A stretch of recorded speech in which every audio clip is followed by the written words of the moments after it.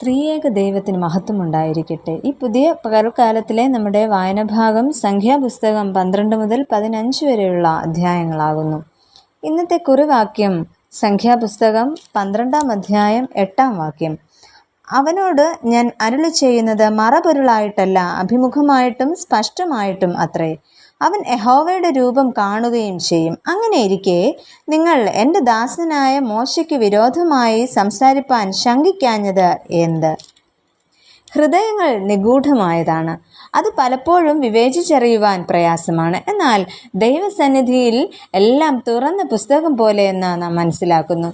ഇത്തരത്തിൽ മനുഷ്യഹൃദയത്തിൻ്റെ 3 അവസ്ഥകളെയാണ് ഇന്നത്തെ വായന ഭാഗത്ത് നമുക്ക് കാണുവാനായിട്ട് സാധിക്കുന്നത്. അസൂയ, അവിശ്വാസം, കലാപം.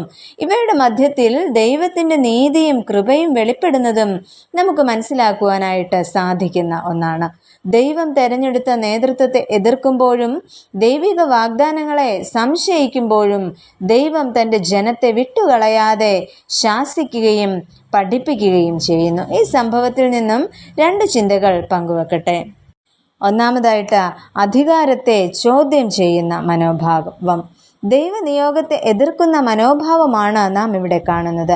12-ാം അധ്യായത്തിൽ അഹരോനും മിര്യാമും ചേർന്ന് മോശയ്ക്ക് വിരോധമായി സംസാരിക്കുന്നു. എന്നാൽ സംഖ്യാപുസ്തകം 12-ാം അധ്യായത്തിൻ്റെ 2-ാം വാക്യത്തിലേക്ക് വരുമ്പോൾ ഇവിടെയുണ്ടായ കലഹം മോശയുടെ ഭാര്യ കാരണമല്ല, പിന്നെയോ മോശയുടെ അധികാരത്തെ ചോദ്യം ചെയ്യുന്ന ഒരു മനോഭാവമാണ്. അവിടെ അവർ പറയുന്നത്, യഹോവ മോശ മുഖാന്തരം മാത്രമേ അരുളി ചെയ്തിട്ടുള്ളുവോ, ഞങ്ങൾ മുഖാന്തരവും അരുളി ചെയ്തിട്ടില്ലയോ എന്ന് പറഞ്ഞാണ് അവിടെ മോശയുടെ അധികാരത്തെ ചോദ്യം ചെയ്യുന്നത്. എന്നാൽ ദൈവം നിയോഗിച്ചവരെ അവഹേളിക്കുന്നത് ദൈവത്തോട് തന്നെയുള്ള മറുതലിപ്പ് കാണിക്കുന്നതിൻ്റെ സൂചനയാണ്. ഇവിടെ ദൈവം തന്നെ തൻ്റെ ദാസനെ സംരക്ഷിക്കുന്നു. അതാണ് നമ്മൾ കുറിവാക്യമായി വായിച്ച ഭാഗത്ത് കണ്ടത്.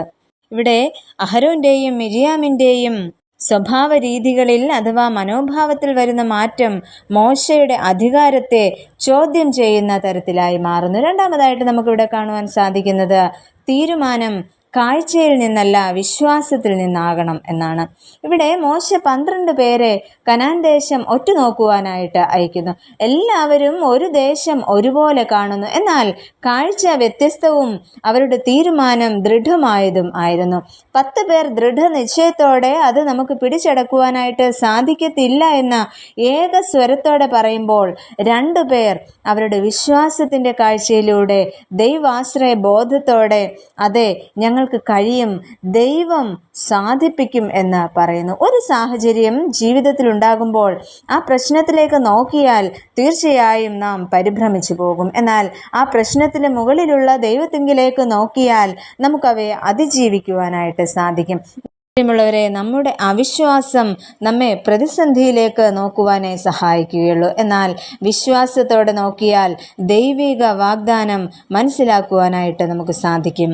ഇത്തരത്തിൽ ദൈവത്തിൽ വിശ്വസിക്കുന്നവരുടെ ജീവിതത്തിലും ഒരുപക്ഷെ വീഴ്ചകൾ ഉണ്ടാകാം. എന്നാൽ ഈ വീഴ്ച എന്ന് പറയുന്നത് ഒരു അവസാനമല്ല, പിന്നെയോ പുതിയ തുടക്കത്തിനുള്ള മുഖാന്തരങ്ങളാണ്. 2 തരം മനോഭാവങ്ങളെയാണ് നാം ഇന്ന് കണ്ടത്.